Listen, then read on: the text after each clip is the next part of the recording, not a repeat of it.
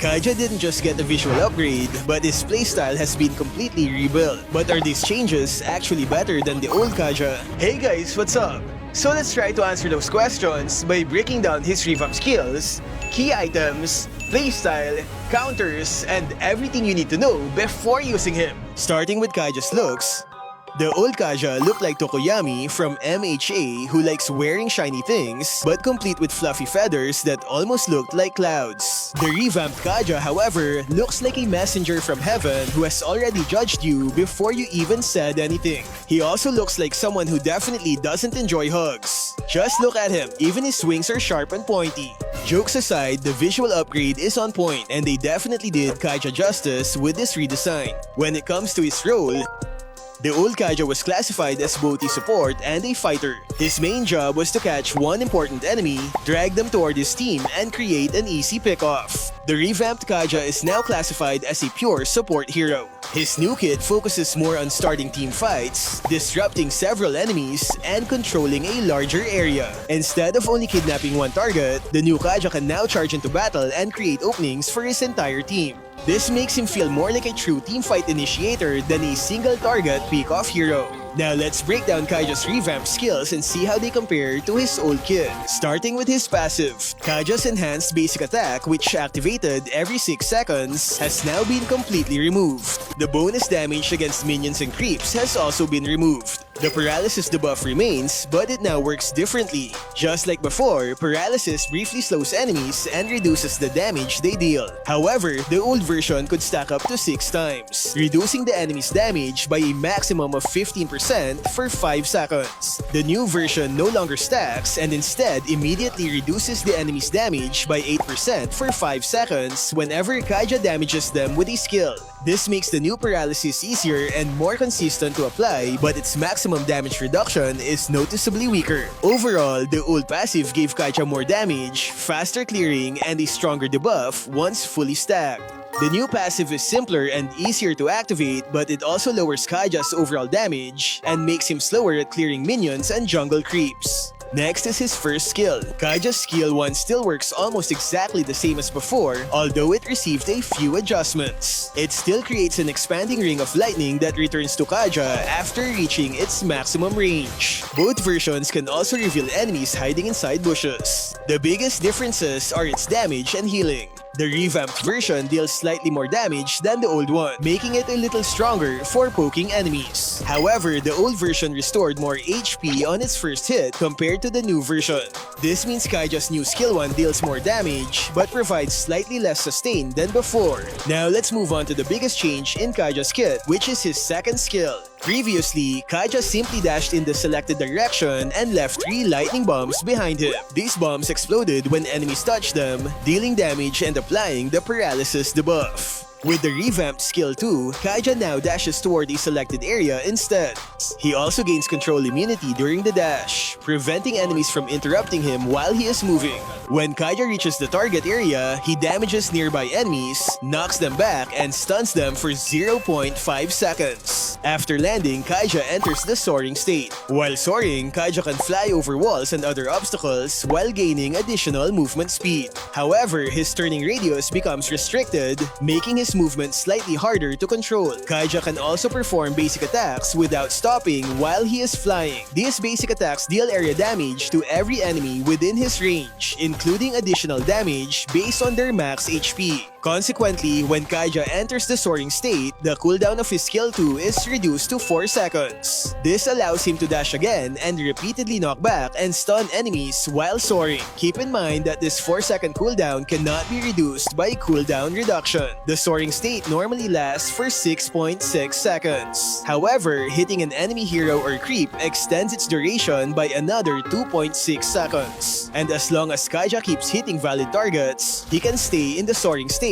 for much longer. Overall, Khaja's skill 2 clearly received a massive upgrade compared to its old version. Instead of being a simple dash that leaves bombs behind, it now gives him control immunity, crowd control, obstacle traversal, continuous damage, and repeated mobility.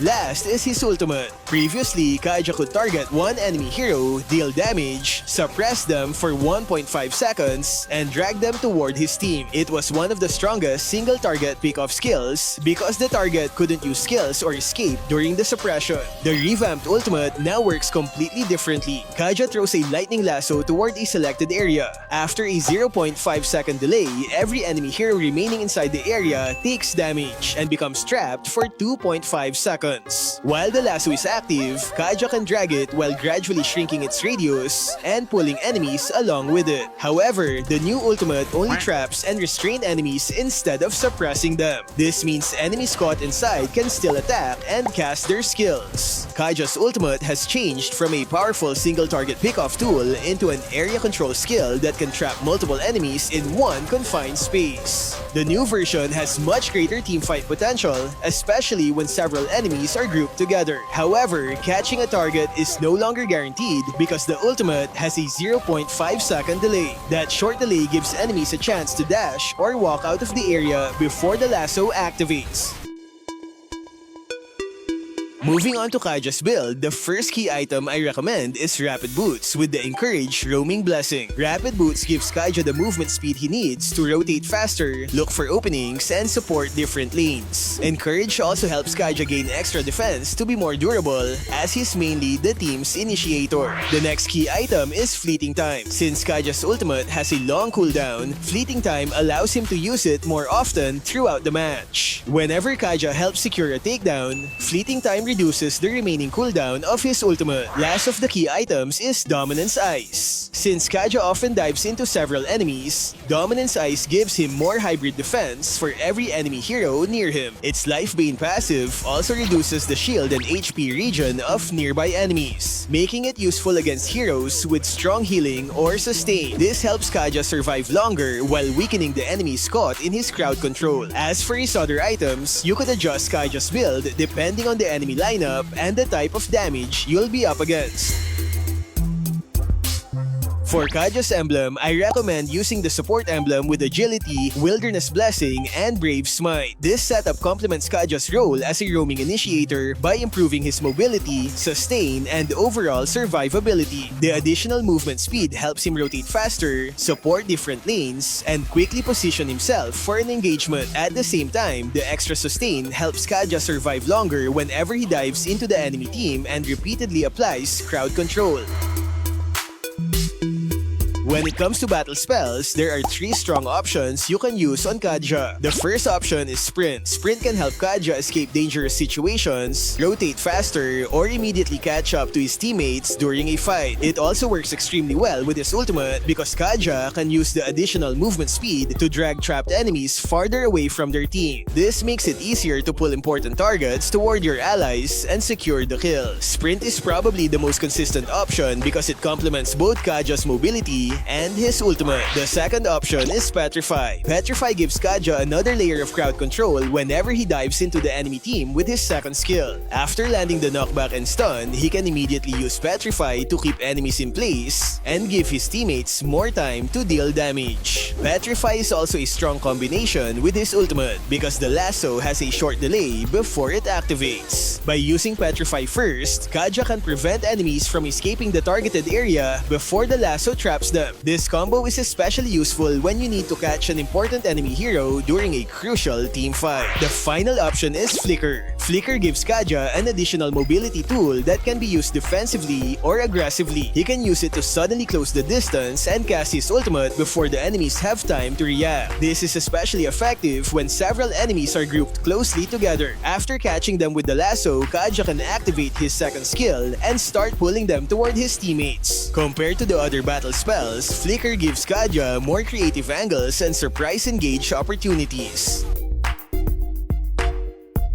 When playing the revamped Khaja, you need to be slightly less aggressive than before. Khaja no longer deals enough damage to consistently eliminate enemies on his own. His main purpose is now to initiate fights, disrupt the enemy formation, and create space through his constant crowd control. Because of this, you should only commit to an engagement when your teammates are close enough to follow up. Catching several enemies means nothing if no one is nearby to deal the damage. Khaja can also be extremely annoying during the early game, especially once he reaches level 2. His second skill gives him a knockback, a short stun, repeated mobility, and continuous area damage. This allows him to invade, pressure enemies, and disturb their positioning early in the match. However, avoid forcing solo kills because Khaja will struggle to finish enemies without help from his team. Your job is to create the opportunity while your teammates provide the damage needed to secure the kill.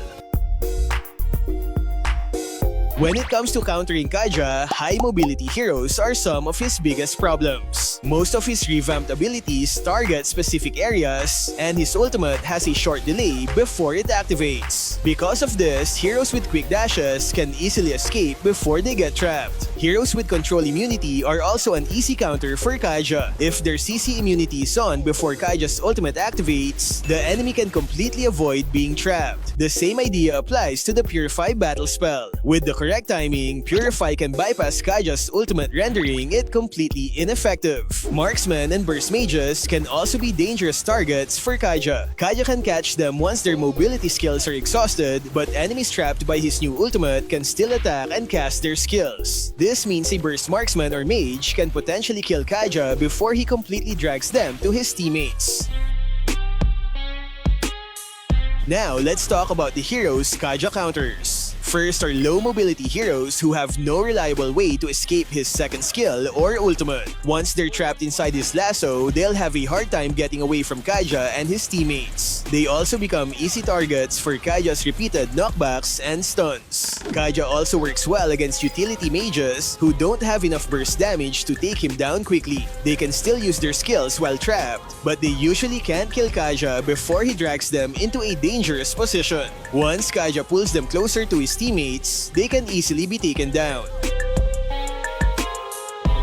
Since Khaja depends heavily on his teammates, he works best with assassins and burst mages who can quickly eliminate the enemies he catches. Khaja can gather, trap, and reposition the targets, while his teammates immediately follow up with their strongest abilities. Heroes with strong area damage also work well with him because his ultimate can keep multiple enemies grouped inside one confined space. However, Khaja may struggle in lineups that contain too many utility-based heroes. Utility heroes usually perform better in extended fights, but they may not have enough immediate damage to punish enemies caught by Khaja. To get the most value from his crowd control, pair him with teammates who can quickly turn his initiation into a confirmed kill. And that's everything you need to know about the newly revamped Khaja. So what do you think? Did this revamp actually make him better? Or is it simply a downgrade disguised as a revamp? Let me know what you guys think in the comments. And as always, thank you for watching.